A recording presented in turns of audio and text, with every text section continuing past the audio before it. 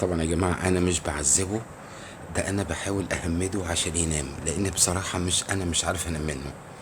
يا إما بيشد سلك الشاحن، أو يعضعض في رجلي أو في إيدي في أي حاجة بيعض.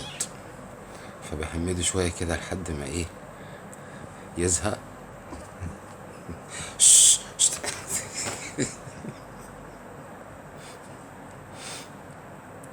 تعال أهو،